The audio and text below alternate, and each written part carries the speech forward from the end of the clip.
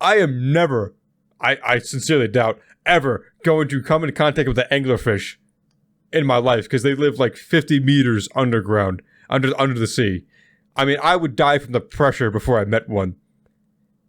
But they're terrifying. Have you seen them? They're disgusting. Oh, dude, I love anglerfish. They're cool as No, fuck. they are hideous and ugly, and they got jagged teeth, and they want to eat my face. I'm pressing the enter button. I'm not going to like this. What the fuck? No. Ew. I can't press the X button fast enough. Jesus Christ.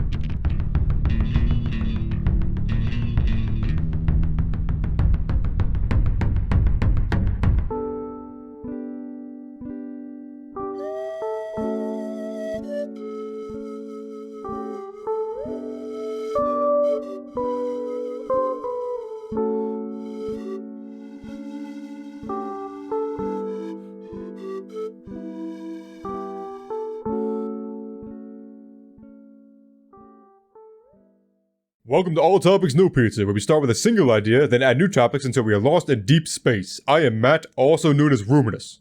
And I am the sleepy boy known as Nick. We're missing somebody. What happened? Police violence. Isn't there someone else? Or did I imagine that? No, I'm pretty positive police violence happened.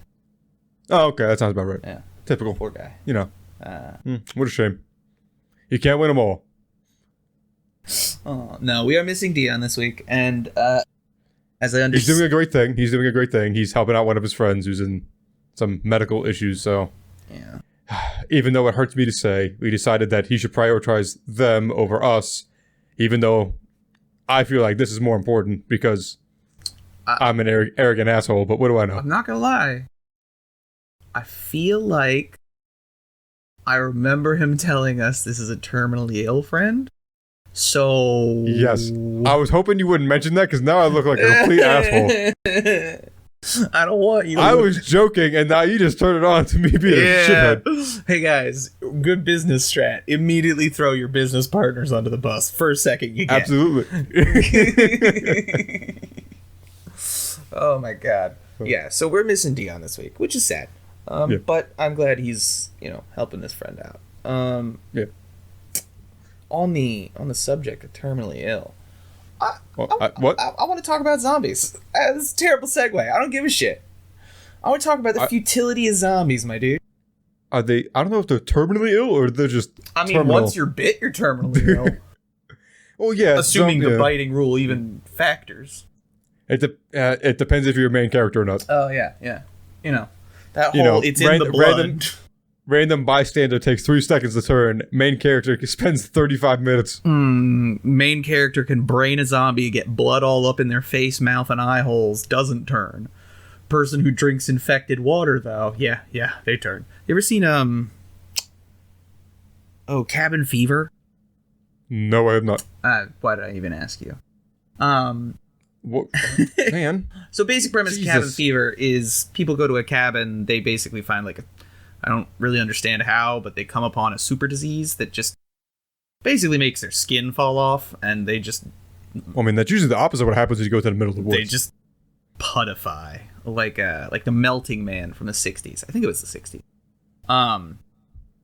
Second movie follows right after the first one. I think it's called, Homecoming. I think it's called Cabin Fever. No, it's Spider-Man. Right? Basically, it ends where the first movie picks up, where it begins where the first movie ends. Where it begins. There we go. With the main character getting, hit by a bus, then his body falling into a ravine where all of his infected blood transfers into the water, which we then watch get processed through a bottling company and sold to the local high school, where the disease in his blood proceeds to transfer to every child in the homes or in the school. Do they not sanitize or purify? Yeah, exactly. No, it's Eli Roth. You don't expect. I think it's Eli Roth. Yeah, you don't expect him to be logical about these things. Yeah, okay. So zombies. So Zombies. Have you? I know. Again, you haven't seen Anything. Yeah, but on the off chance that I keep repeating this question, have you seen World War Z? Yes, actually, with Brad Pitt. It was bad. It was a movie. It was certainly a movie. It was there. It existed. So the zombies in that movie are probably the scariest thing alive, until you realize that slow zombies have the same capacity for what the zombies in that movie do, because that movie handles something that a lot of zombie movies don't handle, which is the fact that bodies pile up no matter what you do. They don't just despawn. Yep. Like, I'm sorry, it's not a video game where you turn the corner and they just go away. Right, there's no culling in real life. I mean, there's culling, but it's usually involving eugenics and anyway. Well, you got to deal with the bubonic plague situation, where you got to literally dig trenches and just put the bodies in there. Right. Which leads to other issues where they're now in the soil, which, if they had the disease, could be a problem. So, I was recently listening to a podcast called My Favorite Murder, which is a wonderful podcast. I highly suggest it to anybody who really likes true crime, likes a little bit of horror, but also just likes to listen to two women chat, because, it's a really good podcast. But on the most recent episode, I believe, they covered an incident in Britain called the Hillsborough Incident, or the Hillsborough Disaster, or the Hillsborough accident. Something involving the Hillsborough. Well, so, and I've sent you the pictures of what the Hillsborough Incident is. To put it simply, for those that can't see it, it's a bunch of people, it looks like in a stadium, literally like pushing against the fence, climbing over each other. Like, it's super compact, like you would see in a horror movie or some sort of like mass panic situation. So the first picture is usually the one that most people think of when they think of the Hillsborough Incident. It is people being lifted out of what can only be described as literally an ocean of people into a second set of stands. Now, what the Hillsborough Incident was, I'm going to try and shorthand this as best as possible so I don't get stuck on describing it, is a very important semifinal football game, I believe in the late 80s. Football being British soccer, football. Yeah, American British football. Football. It was a very prominent semifinal game where both teams' people had to enter through different sections. A section on one side and a section on the other, so that it wasn't aggravation. And there is this seating, which is standing room only, right behind each of the nets. Each of these seatings is like a cage. So you have a cage that can hold about 1,000 people of standing room only. And each of these cages has has one different entrance. So, left you have cage A, middle you have cage B, right you have cage C. And the way their entrances worked was you would push through a turnstile, and there would be a tunnel with two offshoots that were like directly in front of the tunnel. So if you were not looking to your left or right, you would not see these offshoots. So basically what happened was one of the sides of the stadium, the street around it, was flooded with fans, all trying to get into this section. They all had they had tickets, most of them, as I understand, and they just weren't moving fast enough. So, in an attempt to move them faster, police got involved, and at some point, just too many people started pushing through, to the point where they literally began to crush people. The second. So it's like Black Friday at a Walmart. Well, if Black Friday results just in more skinny people, if it results in 94 people dying,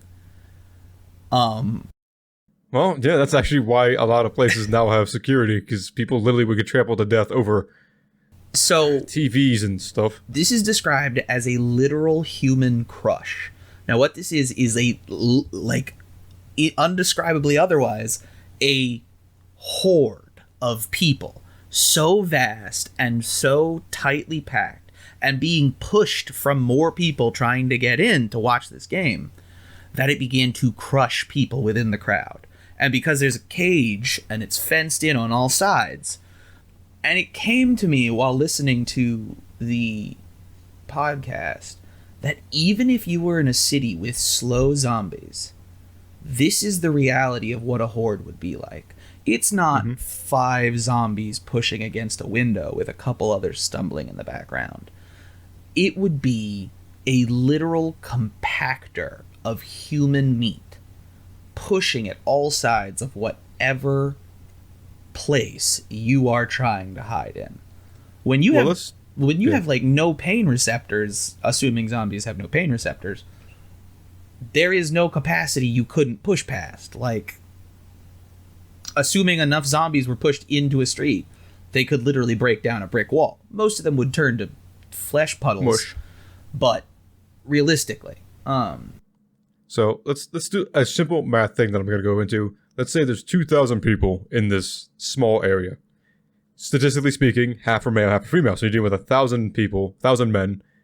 And say, on average, let's say the average male is 150 pounds. We are dealing with 150,000 pounds. So we are dealing with an incredible amount of weight. Yeah. Pushing against this fence that is meant to keep out 10 people. The fence in this picture, the fence posts each box contained about could hold realistically, I believe, about 1,000 people. 94 people died, and I believe it was about 20. It took 20 minutes for the cops to realize what was going on. Which shows you that even in a zombie apocalypse, like, cops wouldn't realize, my dudes. Cops would be the first people to get eat. They just think it's some drunk homeless person, and then they get eat. You'd have the ones that they come up out of their graves. First of all, that's the most unrealistic thing. If a thing's in the ground already, no amount of infection. Has anybody ever tried to dig up a 6-foot hole? Yeah. It is difficult with a shovel. No. Imagine doing that with your hands underneath it. Hey, bare stumps just punching at the fucking ground. Like, unless these zombies are stopping to help other zombies out of their graves, which honestly, if that's the community of zombies, more power to them. I welcome our new zombie overlords. I'd be walking through the crowd like, hey man, someone bite me. I'm down to Y'all are much nicer than these guys. This guy just told me to go fuck myself. Zombies are socialists, my guy. I approve of the new zombie socialist horde. I would probably kill myself. Just because, I mean, the thing is, you also don't recognize all the luxuries and all the beauties of the world. Gone. Just, you can't get gas anymore. There's no electricity. Their plumbing doesn't necessarily work. It's going to black up eventually. It takes, I think, like 2 or 3 days before sewage starts to back up if it's not properly cleaned again. I mean, it's over. You're back to the Stone Age, basically, while fighting this virus, this impossible thing. There would be a finite amount of bullets on the planet, finite amount of bottled water, so eventually you'd have to worry about... And now you're fighting in tribes, you're fighting against other people now, yeah. You're fighting against zombies and people. It's just, fuck that, son. I'm out. I'm done. Fuck that apocalypse. I'll choose something else. Like, I'll live through a digital Stone Age. Like, if we get EMP'd and every single piece of technology on the planet gets fried and we have to go back to fucking paper and candles, I'll deal with that. Like, honestly, I feel like I'll be upset. Yeah, I'll be upset. I'm very upset. But I'll teach every generation after us is like, we didn't know what we had while we had it. We let the technology grow faster than we as a species could mature. So we lost it. And now we're here. I don't know if it's necessarily we lost it. We definitely didn't mature with it. But I mean, if like a solar flare from the sun, from the corona mass ejection hits us and fries everything, There's nothing we could really do to prepare for that. Yeah. Like all these movies with the asteroids and we're going to protect against this meteor. No, you're not. No. Apparently they already have a plan in place for that. They're working on something. The best laid plans of mice and men often go wrong. So when was the last time you saw NASA shoot a bunch of missiles at an asteroid and it succeeded? Do you see that on a weekly basis? No. And I don't mean that in any affront to NASA or the scientists who created this, or it might not be NASA, it might be any other country. But I just mean, it's never been done before. This is all theory. And here's the thing about theory and practice. Theory is great. But the problem is you're not dealing with you're not dealing with the stress. You're not dealing with things going wrong. You're not dealing with systems failing or the missiles not doing right. Or the meteor might get exploded, sure, but now you're dealing with all that rain and debris that's coming onto Earth and still causing a problem. So, interestingly enough, I just looked up what NASA has for it. What we got, son? Not a missile. This is really interesting, actually. Which makes sense because you wouldn't want to just blow up a meteor into smaller meteors. It's called DART. Double Asteroid Redirection. Bullseye, bitch. The DART mission is directed by NASA Johns Hopkins Applied Physics Laboratory. Jet propulsion. So basically what I'm reading is it is a jet engine meant to connect with the asteroid and push it somewhere else. And I'm gonna be honest, guys. If that's our best choice, a little worried. So basically our space defense is we crash a satellite into it. we are like, fire the satellites into the asteroid. And hope to push it. Just enough. That's really weird. We just fucking throw satellites at it. Do you know how much space junk that's probably going to create?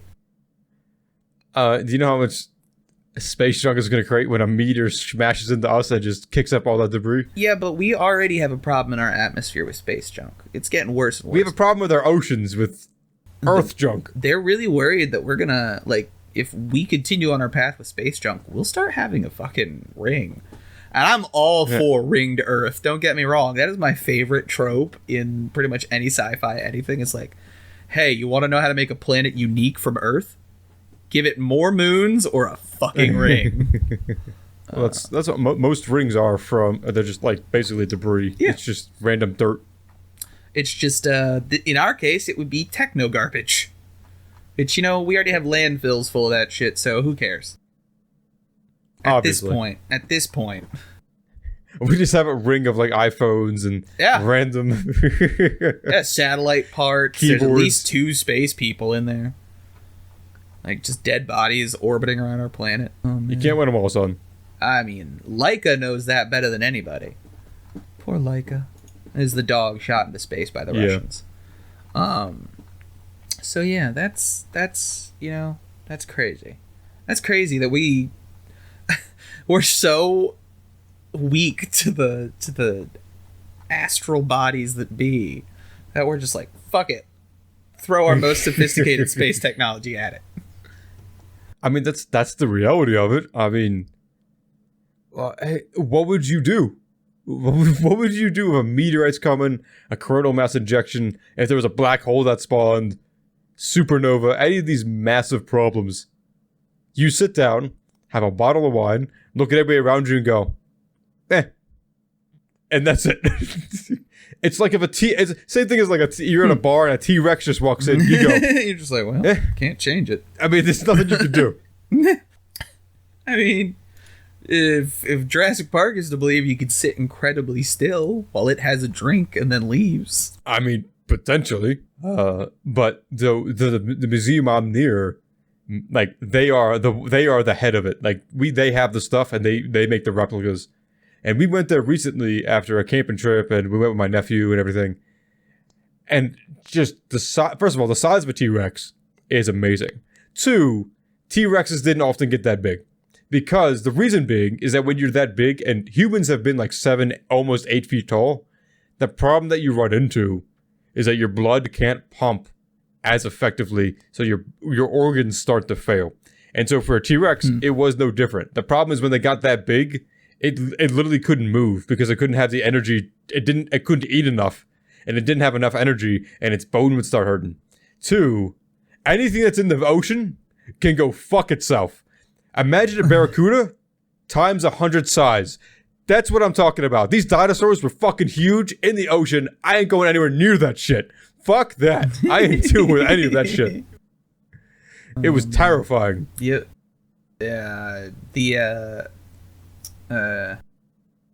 Jurassic World Fallen Kingdom, worst movie I've ever seen. Not worst movie I've ever seen, enjoyable but terrible.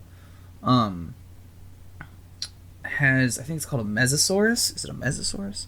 It's a giant fish. Yeah, Mosasaurus. Sorry, Mosasaurus.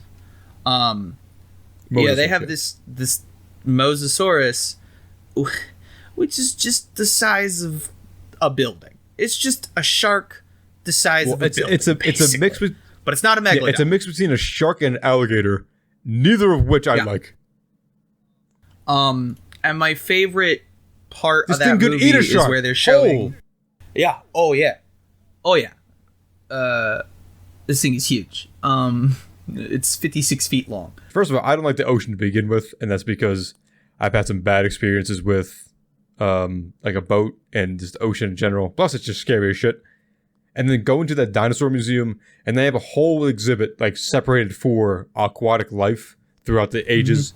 And they have the megalodon, they have the plesiosaurus, and it just you are like the size of one of their teeth. It is not a joke of how big these things were.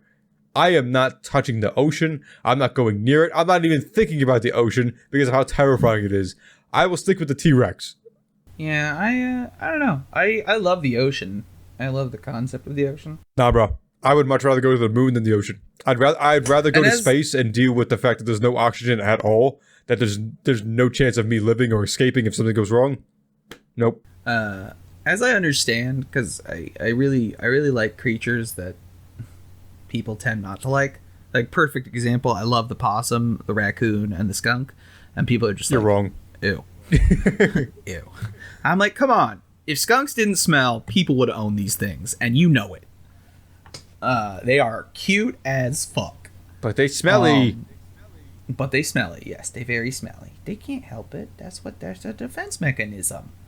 But, so sharks is another one. I think sharks are awesome. Like, I don't even think they're necessarily scary.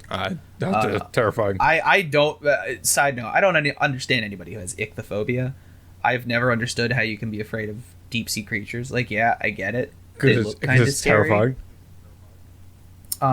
But I'd much rather be afraid of, I don't know, giant millipedes.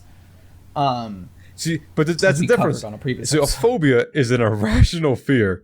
I have an irrational fear of like anglerfish. I am never, I sincerely doubt, ever going to come into contact with an anglerfish in my life because they live like 50 meters underground, under the sea. I mean, I would die from the pressure before I met one. But they're terrifying. Have you seen them? They're disgusting. Oh, dude, I love anglerfish. They're cool as fuck. No, they are hideous and ugly, and they got jagged teeth, and they want to eat my face. And they have the weirdest insemination process, it's where fucking weird. the male attaches to the bottom of the female. Don't they like graft in? Like, don't they like merge into the female? Yeah, they basically become the gonads for the female, and then the female gives birth, and then they just sort of disappear. And I'm just like, wow. What if every woman found out that the man they were going to have a child with had to merge into their flesh and die? I feel like women would be a little more accepting of that than the current standard of things. Like, oh yeah, the man disappears after we conceive. Sure, fuck it. Actually, you know what? I feel like that's too real for a lot of women out there. I think thermal vent life is so cool. I think deep sea life is so cool. I think you are wrong. Like things like the octopus. I love the octopus as an idea. It literally is a very smart creature. So does Japan. Yeah. It's a very smart creature. Literally, they can study human movements and human characteristics and understand, and they can escape because they study, the guard, like it's a video game. They study the guard moves this way at this time, and they can escape that way. but they are creepy. They have no bones. It's like a jellyfish. Yeah. How is it alive? It's 99% water. No. Get rid of it. I don't like it. The starfish can lose its arm, regenerate itself. I don't like it. There's a giant squid. That's a squid, but giant. I imagine a squid. Then make it giant. That's a giant squid. I love giant squids. No. Again, I think giant squids are cool No. as shit. I think piranhas are cool Absolutely as shit. not. Look up the scaly foot gastropod. All of that sounded like a disease that you would get in World War I in the trenches. Now look up the scaly foot gastropod. So what this is for people who aren't looking it up at the moment is this is a snail that lives around hydrothermal vents, who has iron in its shell. The foot is armored with iron mineralized like things. Sclerites. Sclerites are a hardened body part. So it's just limbs. So yeah, this thing looks like burnt flesh. But it's so cool. I disagree. Like its existence around thermal vents. It also kind of looks like, I'm not gonna lie, it kind of looks like a red rocket in certain pictures.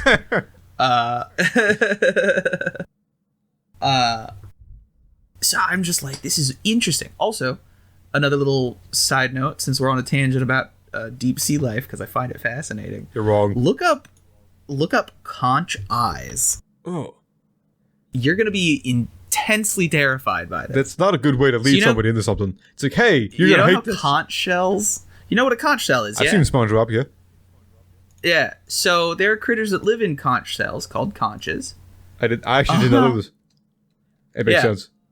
They have a pair of eyes, and it's the cutest, derpiest, and grossest thing at the same time. I'm pressing the enter button. I'm not gonna like this. What the fuck? No, ew! I can't press the X button fast enough. Jesus Christ! So again, for people who haven't looked this up, this looks like Gary the Snail. Like it looks like Gary the Snail. Two little eye stalks sort of peeping up around the circular bit of the conch, just kind of checking out what's going on. And it's just like, I did not know these critters lived in here. I should have guessed that these critters lived in here. And now I will never not be able to see eyes. I'm always going to be worried about putting my ear to a conch shell and two little eye tubes sticking out and looking in my ear and being like, This is why I don't fuck with the ocean. I'm a landman. So yeah. There's an ocean things. We are too different. We are too separate. Oh, no. I'm also a landman. Don't get me wrong. Like, land life forms are awesome. You see where the tide is? Where the tide comes in? That is the barrier. That is the limit. that is where I draw the line. That's exactly where I draw the line. Whereas I'm like, put me in the water. Sea daddy. I don't like anything you just said. Oh, man. I do wonder. That's okay. So these iron snails, the gastropods, because they have iron, are they magnetic? I don't fucking know. That would be interesting to test out. Because iron is heavily magnetic. I legitimately wonder if they would. It's actually made of iron. I knew that. Thank you, Australian Geographic. It is magnetic. All right. I might get one of these just so I can put my keys on it. So not only is it iron, which is, armor because it's a metal, but it is magnetic. I get mad thinking about how like cool Earth is and how boring we've made it. Like, I get real mad at the thought of like, oh, here's a volcano. We could just sit around and explain it as the Earth is angry and spitting fire at us. But no. We gotta tear it all apart, explain away every little piece of it, and make it boring. The world is full of magic, guys. Here's my thing. World's full of magic. We've just decided that magic is boring. Math, literal magic. Boring as shit. Science, literal magic. Boring as shit. I don't know, man. It's when you get up to high level science, there's a reason why I had a minor in physics instead of a major, because I just couldn't make it that far. When you talk about you press a button on your keys for your car, it shoots an electron into your car, and tells it exactly what to do. That is some magic shit that is still awesome.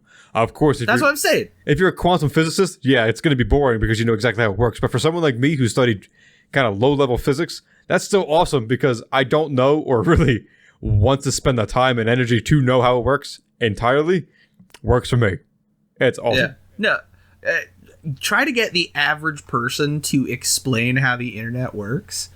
Well, you see, they take data packets, they take the binary and they compress it, and then they compute it to different numbers and things, and then they translate it to things we understand. Like, hey, man, I don't give a fuck about anything you just said. I just want to see cat pictures. That's all I want to do. The average person isn't even going to think that far. They're just going to be like, through wires, yeah? Like, maybe? No. I have wireless internet, so maybe you don't even need wires. Sometimes. EMP, real bad for us. Not just mechanically speaking, not just with technology and how it affects our lives, but with how it affects everything, including our knowledge of past events. Like, we would immediately have to start writing down everything. Yeah. And I don't think people realize how hard it is to just write down everything. Well, not only to write down everything, again, what made Gutenberg, the printing press, so prevalent is that we used to have to write down every single thing. You wanted a copy of a book, you have to take the original and write every single thing. It was miserable. Monks, religious monks, that's primarily what their roles used to be, is they used to be the transcribers of religious texts. Which is why monks were often learned individuals, which was why going to a monastery was not seen as like just a stupid thing to do back in the day. Back in the day, going to a monastery and becoming a monk was equivocal to becoming a leech doctor. Like, I hate to tell you guys, that's the kind of qualifications you were dealing with back then. I fucking... Don't get me started on monks. Leech doctors? No, monks. Don't get me started on monastic traditions and how the entirety of religion is just magic. And I mean literal practical magic.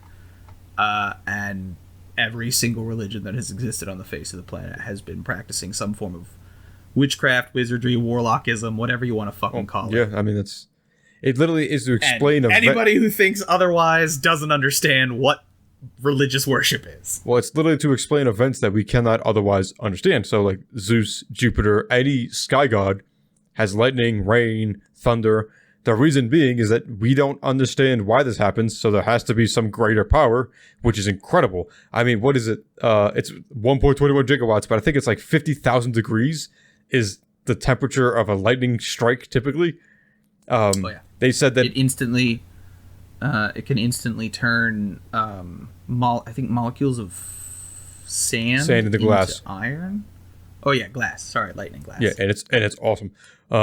They had Poseidon or Neptune. He would literally strike the ground with his trident, which would cause an earthquake. And so, what is interesting to me as someone who looks at this from the 21st century, looking back, they understood a lot more than you think they did. It wasn't just earthquakes came from the ocean. Yeah, it wasn't just witch doctors. It was they studied as much as they could without a microscope. So if you actually look back at Pliny the Elder, he was a naturalist. He was someone who literally wrote one of the biggest books I've ever read on.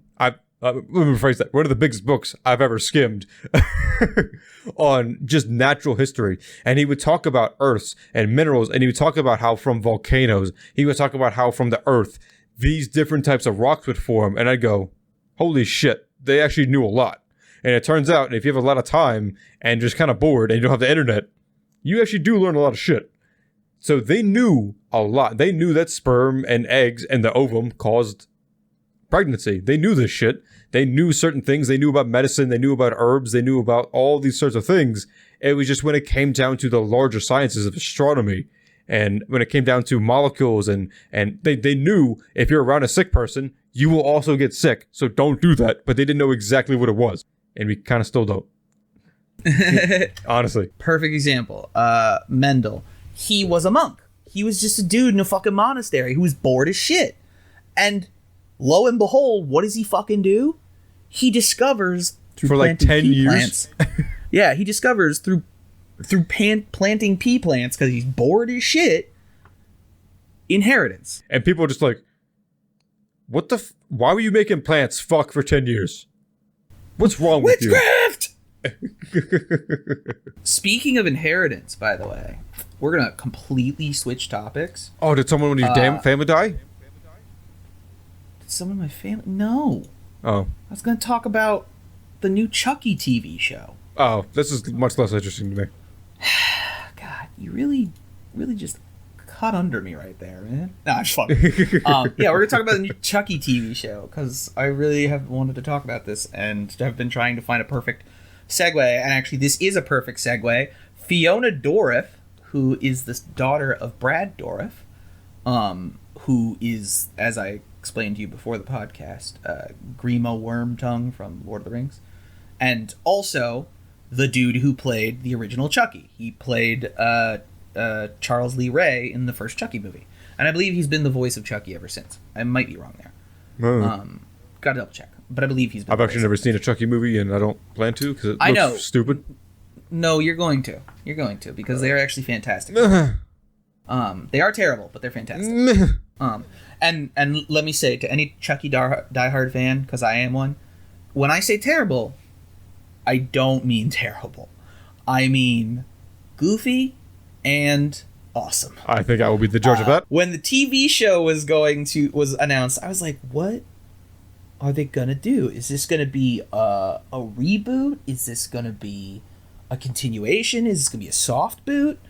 And we had the Child's Play 2019 movie, which had nothing to do with any of the other Chucky movies, because it was Alexa Chucky. Oop, she heard me on that one.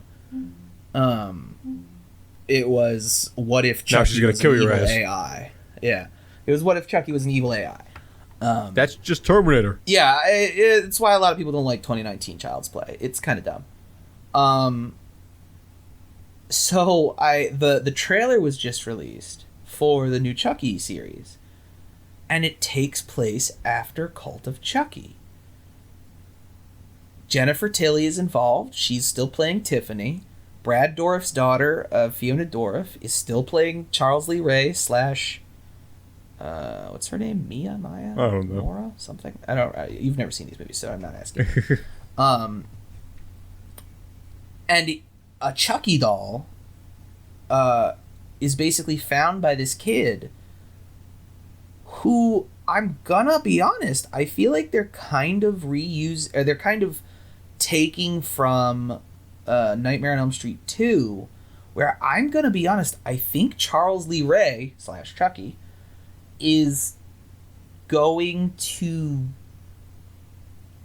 help this kid discover himself as a serial killer. Come on, kid, we can find your inner strength. There's straight up, like, in the trailer, he is talking to the Chucky doll. He's like, how did you get here? And Chucky is like sitting by his windowsill, like cross-legged, just talking to him. And then there's like sequences where he's dancing with knives and all these other things. It's a musical. Is Chucky going to inspire a young serial killer? I'm interested by this. And then Jennifer Tilly and Fiona Dourif show up in town, and they're like, we've got great plans for this town. And I'm just like, yeah, you're going to murder half of its people. And then all of a sudden it's a Hallmark movie.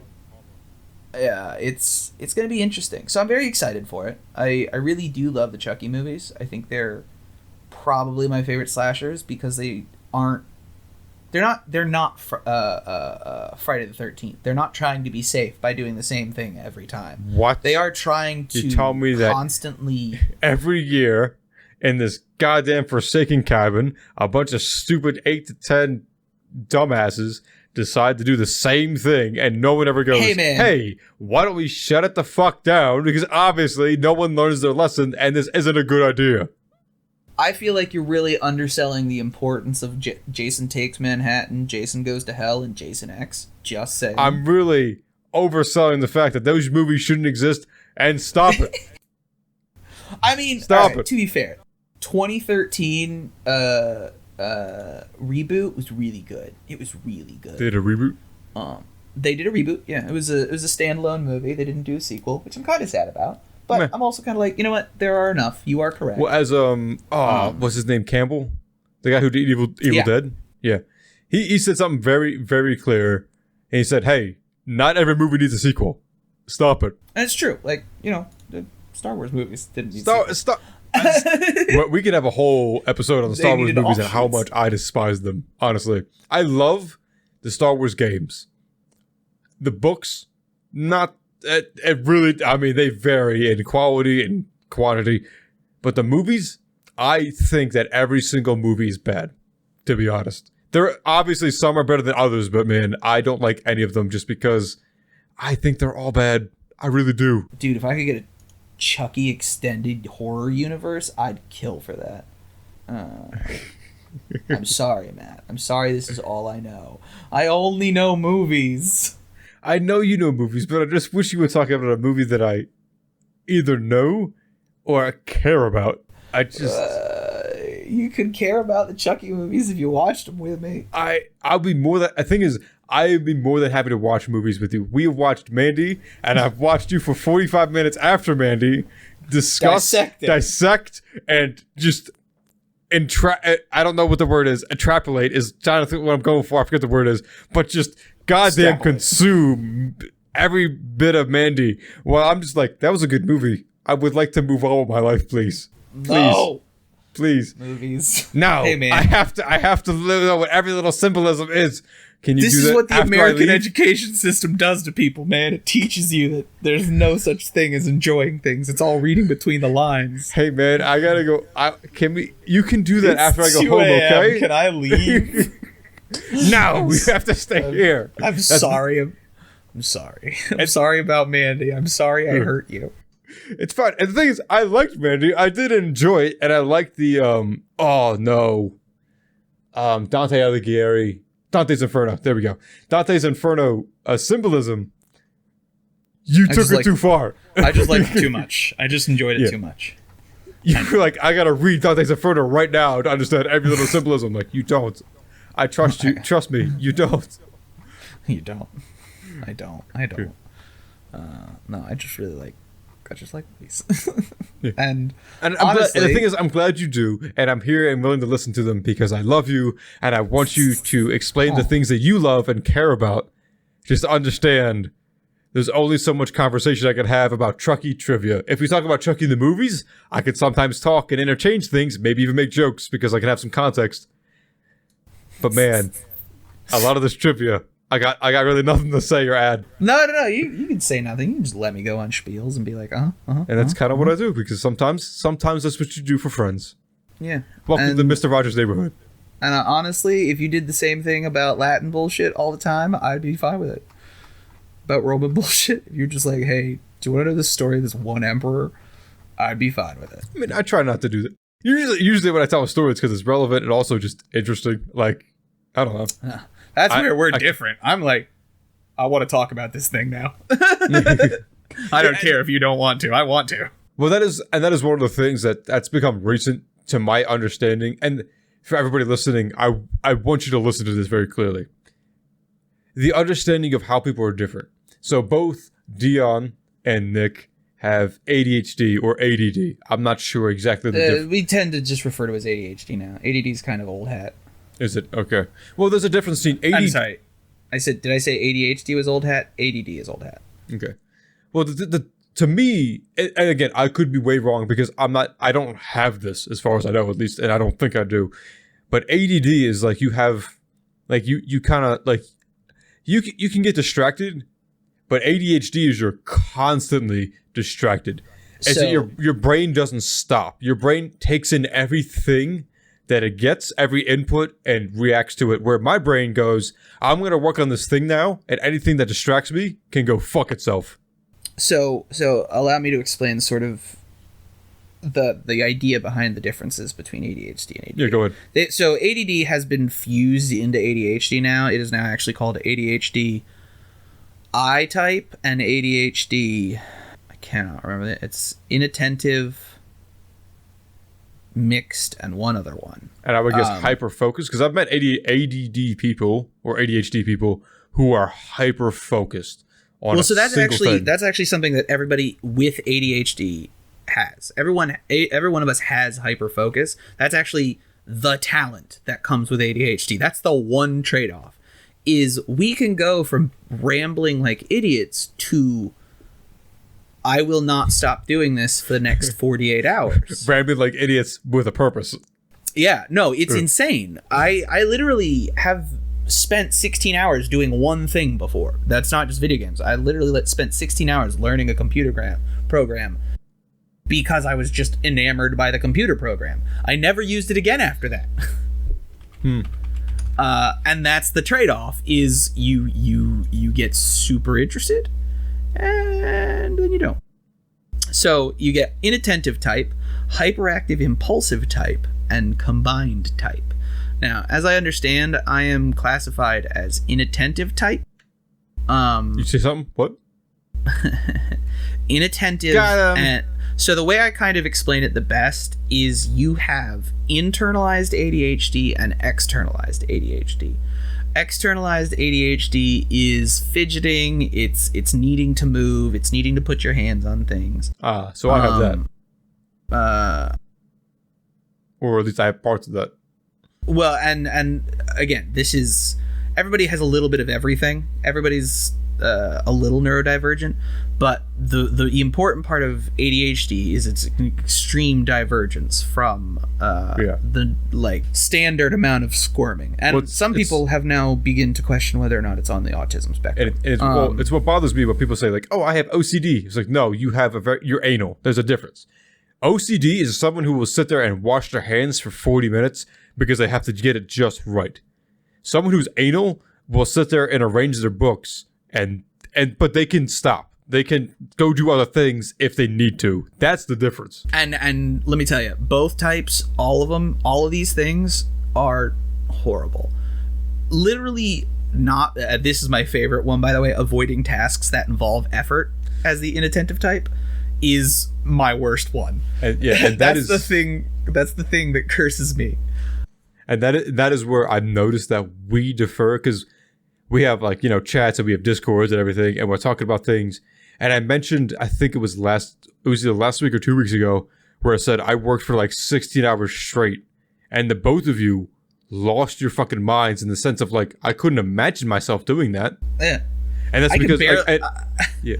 I can barely make it through an 8-hour shift without wanting to kill myself. And that is where, and when I say 16 hours straight, I worked my full-time job, and then I worked in Nabisco, and I do audio editing, I do video editing for YouTube and Twitch and all sorts of things, and I just work. For talking to these guys, again, this is the importance of talking to people and understanding different people. That's the importance of diversity, really. Mm-hmm. And diversity is not just, oh, he's white and I'm black. Diversity is also gay. It is also ADHD. It is neurological disorders and differences of cultures and ideas and religions, because you get to understand how people think and react. For me to do something and complete a project is, on Tuesday, I'm going to finish this video, and that's it. That I get it done. I don't even write it down because I don't need to, because I need to get this done by Tuesday, and that's it. For some people, they need to get it done. And for some people, they need to write it down. They need alarms. They literally need guidance and help because their brain doesn't work that way. Mine doesn't. For mine, I can spend 20 minutes watching YouTube, and that's it. 20 minutes. And after 20 minutes, even if I'm in the middle of a video, I stop. And I do. I hate that it's called attention deficit, because that's not true. What it is. It is. I've dated multiple people that had ADD, and they were not attention deficit. They were focused at deficit, maybe. Yeah. No, ADHD and ADHD as a rule, you get the power of hyperfocus, and hyperfocus is a wonderful power. It just. How many times have we got in the conversation where I mentioned something really simple, or just in passing, or it's a sub tangent, and you just explode on a side tree? Yeah, no, and that's exactly it. Is you give me the stone at the top of the mountain, and I will set it rolling. I work with someone who did, and they didn't take their medication on Friday, and it literally was watching. It was like watching Psychosis in action. Where I just watched them devolve throughout the day into worse and worse. Not in the sense that they're killing people, but in the sense of like I could watch their brain not function in the way that the person wanted. For me growing up, it was really hard for me to understand that. And now that I'm older, I've gone through teaching school and I've seen people with this, I understand it a little bit more. And again, this is the point of diversity. I also understand you guys a little bit more, talking with you and understanding you, because for me, again, like just doing things is not a problem. And that's partly why, I mean this in no offense, it's partly why I kind of commandeered taking over a lot of the large tasks. Yeah. Because I know from dealing with Deion, I live with Deion, dealing with you, I've known you for 10 years since high school. If I give you the task of editing, making the spider maps, making the videos, doing anything really that is a large task instead of just like doing small things that I am not entirely committed to. You're not entirely committed to. It's either not going to get done on time, it might not get done at all, or it's going to stress you out to the point that you're gonna, and the thing is, you're also gonna feel bad because you know that I want it done, and I mean this entirely with loving and care. The reason I commandeered it is because I know myself. I can just do it. I can just take care of it. You're entirely correct. You are not wrong. Yeah. And it's why, like, if this ever gets off the ground, you'll see that change because I am getting the dopamine from it. I'm getting the thing that says, "Hey, man, this makes you feel good."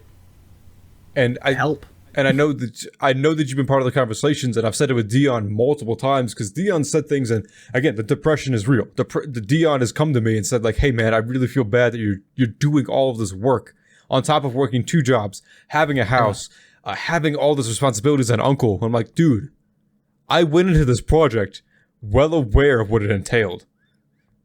I understood the consequences of my actions, and yeah, I'm tired and I'm kind of exhausted, but it's also, one, as I've said multiple times, I enjoy doing this with my friends because it keeps us in contact, it keeps us engaged, and I want to have that. And 2, I know what my friends are capable of, and I know what I'm capable of. I'm capable of working 18 hours in a day, waking up and working 18 hours again, and being frustrated, sure, but also not really being mad. Like, this is just my life. This is just what I do. I've done it before. I'll do it again. I'm doing it right now. I've been working since 7:15 a.m. It's now 8:25. I've been working straight. This is my life. I got no problem with it because I am one of the persons who gets enjoyment out of working and fulfilling projects. Where ADHD people often don't because they get frustrated because they don't have personal time. And it's the long term problem. Yeah. If we do something that doesn't give us that immediate dopamine hit, oh shit, I almost had the word I was looking for. God damn it. Immediate helped me there, but it didn't get me there. Oh well. It's why, like, you for a person with ADHD, they have to be in it from the start. It has to be something that interests them. And you'll find that even that doesn't guarantee it. They can immediately lose interest, too. It's the problem with ADHD people picking up a hobby and then being done with it in a week. Is they've sort of... the term we tend to use is squeezed it for all it's worth. Or juiced it. Juice it. Where we basically no longer get the dopamine hit anymore because we're not actually challenging ourselves with what we're doing. Because, again, challenges make things uninteresting for us. Your brains don't work in the same way that mine does.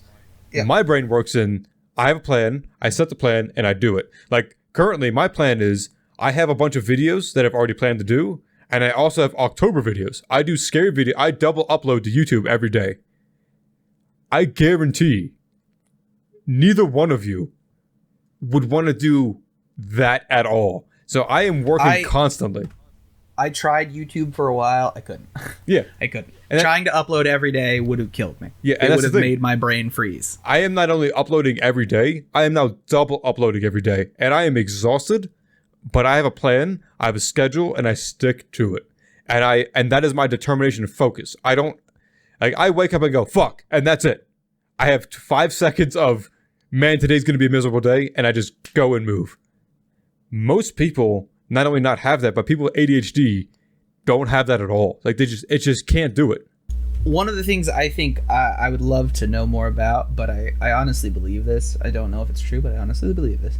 I believe part of it is that list for you, the completion of that list gives you a dopamine hit. And it gives you a sense of fulfillment. Yes. Where with me, completing a list is just like, no, I have more to do now. I have free time where I can actually go do something. And that is important. And that is an important difference, because that is an important difference that I never, like, I know now that I'm older, like I'm 27 and I figured that out with people. When I was younger and like 16, I would get frustrated because of like, why don't you just do this? I am much happier when I finish a project, because I finished a project. I can be I'm proud of it. And Deion and I talked about it with my second book. My second book made like $10, but I am so happy with it because I think it's one of my greatest works, and I'm just done with it. That's it. Finishing it made me happy. On to the next project. Yep, exactly. Perfectly. I want to start the project that I want to start, but then I get it in my hands and I'm like, it won't be good enough. I'll just go play video games. Yeah. And that's the type of defeatism that doesn't bother me, because I have literally 1 or 2 people that watch my videos, and so be it. That's it. Do I ask a question today? You know what? We'll do something simple. What is your favorite video game? Oh, wait, I already know the answer to that. It's fucking Mega Man. No, it's not. It's not? No. What is your favorite video game? So, in relating to my YouTube series that I go over how to develop a video game, Mega Man is fun to me, and it's one of my favorite series, but it is not my favorite game because the gameplay is fun, but the story is trash. The music's pretty good, but the story is trash. Like, it's fun to play. It has a story? Yeah, it has a story, but I mean, it's the same thing every time. Oh my god, Sigma's back. We need to fight him. There's a bunch of robots that we need to kill. Who would have guessed? Let me guess. There's ice, fire, electric, air. Like, yeah, who would have guessed, man? It's the same thing every time. I don't know why you make a story at this point. You know, the elements. Yeah. Drill. Drill. Heavy. Stars. Like, what happened? What? I do. Now it's microchips. Microchip, yeah. I do say the Mega Man Battle Network series, far better stories. Mega Man Legends, one of the, like, I would say of the series, the best story made for the whole series. Battle Network is my go-to for Mega Man games. Yeah. Battle Network and 03. Really, 03. Yeah, I love 01. 03 I only like because it's the only Zero game I had. I also hear that there's a follow-up for the DS where you play as like ZX. You play as whatever one you want. Basically, I guess you play as like kids. Yep. Of him. You play as like teenagers that have. Basically, it's like as far as I understand, that show with the minerals and rocks, Steven Universe. So basically, you have basic like programs or medals for these robots, and you can play through the different robots in the games. It's okay. I think it's a good idea. Terrible execution, to be honest. Interesting. So my favorite video game, I like Horizon Zero Dawn a lot.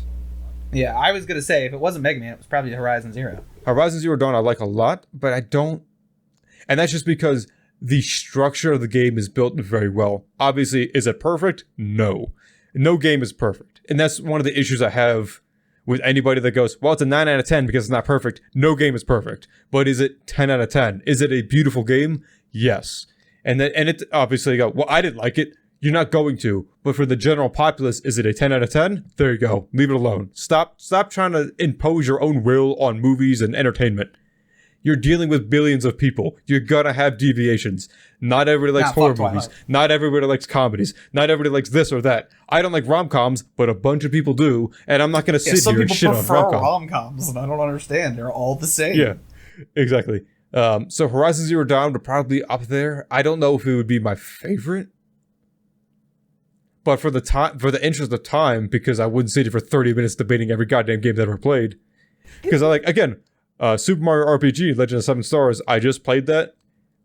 One of my favorites just because of how fun it is to play.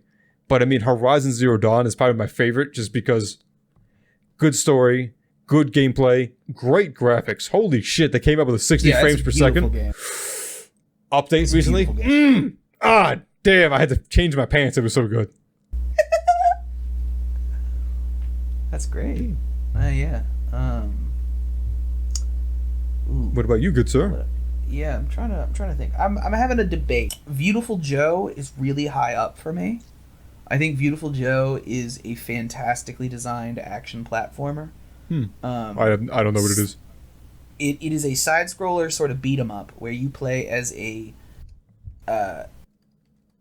superhero whose power is based on movies, not like a genre of movies, but specifically the mechanics of movies. So your powers are fast forward, rewind, and slow-mo. And that is a really fun mechanic. So fast forward, your punches, or your literal punches move faster, but as a result do less damage. But you can get upgrades to your character that when you start punching, eventually you do mock punches, which start increasing the damage the more you punch. I have seen images of this. I'm looking it up now. It looks like a Daredevil type thing. He has slow down, speed up, and zoom in. And what zoom in does is it like stuns people. Then in the second, and basically he gets his power when his girlfriend is kidnapped into a movie by a villain. And he jumps into the movie. I mean, it's ridiculous. He jumps into the movie screen because his favorite hero is like, you've got to save her. He jumps into the movie screen, you do the tutorial, and then halfway through the tutorial, your favorite hero, which is this chubby dude named Captain Blue, he's literally a hero with a pot belly. It's my favorite thing. Like, his pot belly is sticking out of his shirt. He's like, do this move, or do these things, like say these words, and activate your power as a film superhero.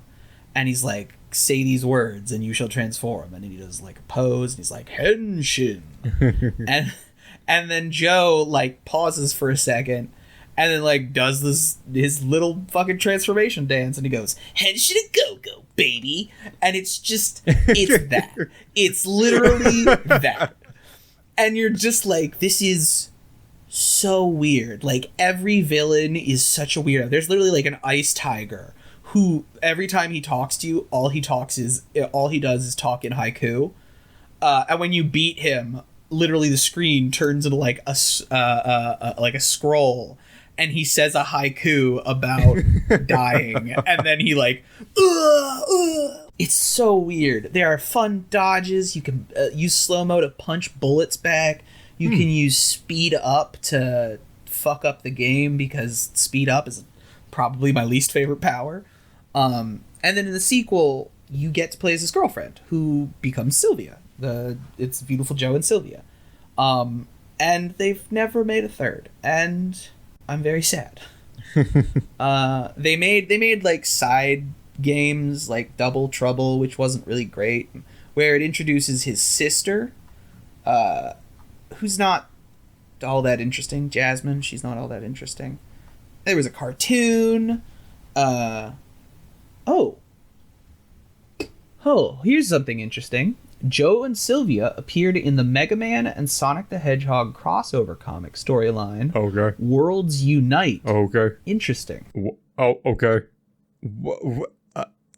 I have no words. I really don't. All of that. Hold on. Allow me to read this for you, since we're going to go on this little tangent for you. Worlds Unite is a crossover between the Sonic and Hedgehog and Mega Man comic franchises published by Archie Comics. It is the second crossover between Sonic the Hedgehog and Mega Man. See, that I knew, actually. The first being in 2013 with Sonic and Mega Man, When Worlds Collide. It was released on spring 2015. Mega Man and Sonic's portion of the storyline takes place during the present time of their comic storyline, while the Mega Man X portion of the storyline takes place during an indeterminate period between Mega Man X7 and Mega Man X8. We don't talk about Mega Man X7. It's gone. That's the bad one that universally is not liked. Is that the bad one? If you look at my video list, you'll see like Mega Man X5, X full 100% run, X 100% run, and then you see Mega Man X7. I don't like this game. I did not do all 3 characters because fuck this game. It looks like a bunch of comic characters show up, because I'm looking at pictures from Worlds Unite. Yeah. And we got Ken from... I'm sorry, we got Ryu from Street Fighter. Yeah. We got... I think her name's Bandit. She's like a Sonic character that uses a boomerang. Sounds about right. Is that Mercy? I don't think that's Mercy, but I'm not sure. We've got Knights from Knights to Dreams. We've got Okami from Okami. We've got what I can only describe as a demon from Ghosts and Ghouls. We've got Alec. Is it Alec Mack? Alec the Kid? No, Alex the Kid. Billy the Kid? He's a Sega character. Okay. Some chick in a bikini. So anime, got it. I might actually have to look into that. I might have to read this to see what it's all about, because Beautiful Joe is like standing there, in one of the fucking shots. He's just in the background. That's really interesting. Oh, and there are even more. Oh man, this is crazy. What? See, this is why I like shared universes, because like... Oh, hey, Sigma's in it. Sigma's a part of it. Of Your course point it is. made. Your point is made.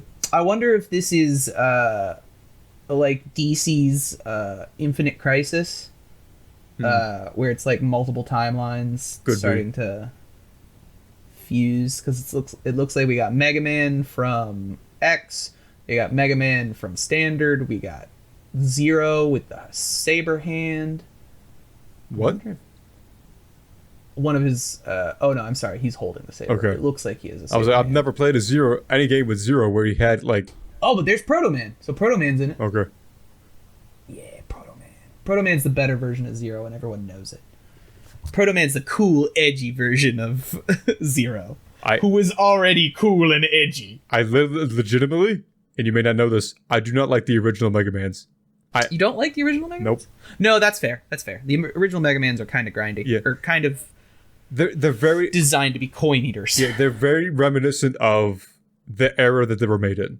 They're very... Yeah. And not difficult. They are frustrating. They are designed to be that way. They are point grindy. They're kind of just bullshit, and I don't like it. Whereas X is made for the era it was in. It was supposed to be more fair, more balanced, and I liked it. If Beautiful Joe is a game where action is my favorite thing, Shadow of the Colossus is where world building and story are my favorite thing. So I have that on my list of games to play. I'm looking at it right now. I haven't played it yet, but man, is it universally renowned for its... Dude, you'll love Shadow of the Colossus. Yeah. I think the one thing you'll dislike about Shadow of the Colossus is that it is very empty. Like, there is nothing but the boss fights. Yeah, I'm not a big fan. I'm not a big fan. It depends. If it is empty, but it is properly designed and fitting for that, sure. I just don't like things that are empty for the sake of larger scale. It's just, like, I love the thing is Mass Effect. Mass Effect would probably be my other like series that is my favorite. Mass Effect 1 has so many giant empty worlds that if you just shrunk it down to like 50% would be far better. Hey guys, my voice is going to sound really weird because I have a different mic and I'm using a very terrible quality mic, but here we go. Thanks everybody for listening. We started with being terrible business partners and we ended up with ADHD brain, and we, just like you guys, have no idea how we got there either.